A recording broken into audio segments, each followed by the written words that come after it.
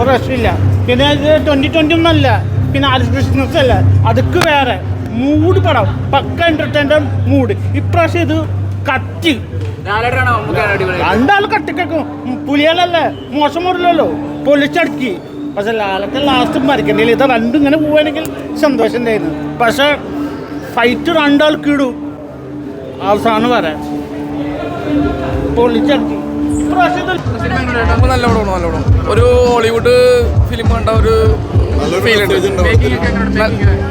Making കൂട്ടാണ് നല്ല മെസ്സേജുള്ള പടമാണ്.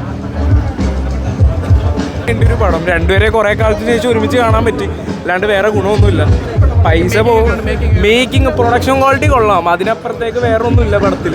ഒരു തവണ കാണാമുള്ള വളരെ ഒരു ആവറേജ് പടം, അല്ലെങ്കിൽ ബിലോ ആവറേജ്, അത്രേ ഉള്ളൂ. അതിൻ്റെ മുകളിലോട്ടൊന്നും ഇല്ല. കോമ്പോ കാര്യങ്ങളൊക്കെ ഉള്ളു. അത് എന്താണ്, ഇത്തിരി നേരം ഉള്ളൂ. എല്ലാവരും ഉണ്ട്, പക്ഷേ എല്ലാവരും സ്ക്രീൻ സ്പേസും ഇല്ല. ഒരുമാതിരി പാപ്പയുടെ വില്ലനിസം പരിപാടിയൊക്കെ കൊള്ളാം, പക്ഷെ എന്നാൽ പോലും പടം എന്താണ്, സ്ക്രിപ്റ്റ് ഭയങ്കര, നമുക്ക് ഒരു തരത്തിൽ പോലും എൻഗേജിങ് അല്ല പടം. എല്ലാവരും കൂടി കാസ്റ്റിംഗ് എല്ലാം അടിപൊളിയായിരുന്നു. അതെ, അല്ല ദുബായ് സോങ് പാർട്ട് കാസ്റ്റ് ചെയ്ത് ഞാനാണ്. മനുഷ്യൻ ഓഫ്കോഴ്സ് ഓൾ ടൈം വർക്ക് അല്ലേ. കിടിലും. ഇവരൊന്നും കമന്റ് ചെയ്യാൻ പോലും അവരെ 18 വർഷത്തിന് വീണ്ടും അവർ ഒരുമിക്കുന്ന തീർച്ചയായിട്ടും എപ്പിക് അല്ലേ. ചരിത്രത്തിൽ പലപ്പോഴും മാത്രം സംഭവിക്കുന്ന ഒരു മഹാ അത്ഭുതമാണ് ഇതുപോലത്തെ സിനിമ.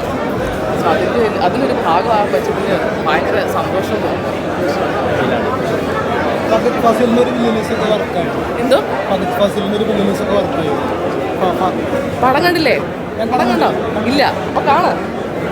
അത് നമ്മൾ പറയുന്നത് എങ്ങനെയാ, പടം കാണട്ടെ. അടിപൊളി ബ്രോ. അടിപൊളിയായിട്ടുണ്ട്. അടിപൊളി ബ്രോ. ഞാൻ ഭയങ്കര ഹാപ്പിയാണ്. ഇതിൻ്റെ കോണ്ടൻ്റാണ് മെയിൻ, ഇതിൻ്റെ പെർഫോമൻസസും ഇതിൻ്റെ ടെക്നിക്കൽ ടീമാണ്. പക്ഷേ ഇതിൻ്റെ സ്റ്റോറിയാണ് ഇതിന് ഏറ്റവും മെയിൻ കോൺസെപ്റ്റ്. അപ്പോൾ ഒരുപാട് സന്തോഷമുണ്ട് ഈ സ്റ്റാർസിനൊപ്പം എനിക്ക് അഭിനയിക്കാൻ പറ്റി, ഇവരുടെ കൂടെ കുറച്ച് ടൈം സ്പെൻഡ് ചെയ്യാൻ പറ്റി. ഈ പടത്തിൽ കുറച്ച് സ്ക്രീൻ ടൈം ഉള്ളൂ, പക്ഷേ എന്നാലും ഇവരുടെ കൂടെ ഇവരുടെ പ്രോസസ്സ് കാണാൻ പറ്റി.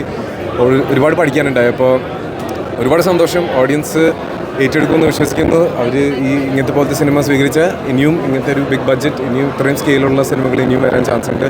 അപ്പോൾ നമ്മളെ സപ്പോർട്ട് ചെയ്യാതെ മലയാളം ഇൻഡസ്ട്രി ഒരുമിച്ച് എല്ലാവരും ഒരു ടീം വർക്കാണല്ലോ ഇത്. എല്ലാ സ്റ്റാർസും എല്ലാ ടെക്നീഷ്യന്മാരൊപ്പം ഒരു 1.5 വർഷം 2 വർഷം എടുത്തൊരു സിനിമയാണിത്. അപ്പോൾ ഓഡിയൻസിനോട് പറയാനുള്ളത് മാക്സിമം നമ്മൾ സപ്പോർട്ട് ചെയ്യുക. ഇപ്രാവശ്യം മമ്മൂട്ടി മോഹൻലാൽ പടം മേലെയാണ് താത്തല്ല. എന്തായാലും പടം തൂക്കി. രണ്ടുപേരും എങ്ങനെ ഉണ്ടായിരുന്നു? ഒന്നിനൊന്നും മെച്ചാവും. കാരണം ഒന്ന് പുലിയാണ്, ഒന്ന് പുലിയാണ്. അപ്പോൾ ഈ പടം എന്തായാലും കുഴപ്പമൊന്നുമില്ല. അത് പണ്ടേ മുതൽ ഇത് വേറെ ഇവര് ശേഷമാണ് ഇപ്പോൾ പുതിയതായിട്ട് വന്നത്. പണ്ട് ഇന്ത്യ നല്ല പങ്കാത്തൊക്കെ മുപ്പറ് മമ്മൂട്ടിയും കൂടി 2 പടം പണ്ടത്തെ പടം ജയൻ്റെ ഒക്കെ കാലത്തില്ലേ. ഇപ്പൊ ഒന്നുകൂടി വന്നതാണ്. ഇപ്പൊ ജയനില്ല, ഇപ്പൊ പുതിയ നടന്മാർ കുഞ്ചാക്കോ അതുപോലെ ഇതൊക്കെ. പ്രശ്നം കുഴപ്പമില്ല. തീർച്ചയായിട്ടും പ്രേക്ഷകർക്ക് കാണാൻ പറ്റിയ ഒരുപാട് മുഹൂർത്തങ്ങളുണ്ടായിരുന്നു. അതേപോലെ തന്നെ ഫഹദ് ഫാസിലിൻ്റെ അഴിഞ്ഞാട്ടം ഒന്നും പറയാനില്ല. ഫഹദ് ഫാസിൽ എന്ന് പറഞ്ഞ ആ നടൻ്റെ ആ ഒരു ഇത്, അതുപോലെ കുഞ്ചാക്കോവൻ, നയൻതാര, ഇവരെല്ലാവരും, രേവതി ചേച്ചി, ഒരുപാട് ആർട്ടിസ്റ്റുകളുണ്ട്, പേരെടുത്താൽ തീരില്ല. അത്രയും ആളുകളെ മികച്ച ഒരു ലൈനിങ്ങിൽ കൊണ്ടുപോകുക എന്നുള്ള സംവിധായകൻ്റെ മികവ് തന്നെയാണ്. അതിൽ മഹേഷ് നാരായണൻ എന്ന് പറഞ്ഞ സംവിധായകന് ബിഗ് സല്യൂട്ട്. നല്ലൊരു ചിത്രം. ഇതിനൊരു രോമാഞ്ചം അറിയിട്ടില്ല. ഭയങ്കര ഒത്തിരി സന്തോഷം. എന്താ പറയുക, എൻ്റെ ഒരു ആക്ടിങ് കരിയറിൽ തന്നെ ഏറ്റവും ഇമ്പോർട്ടൻ്റ് ഒരു ദിവസം എന്ന് വേണമെങ്കിൽ പറയാം. പാറ്റേട്ടിൻ്റെ ഒരു ഭാഗമായിട്ട് ഞാനും ഉണ്ടെന്ന് പറയുന്നത് തന്നെ ഭയങ്കര അഭിമാനമുള്ള ഒരു കാര്യമാണ്.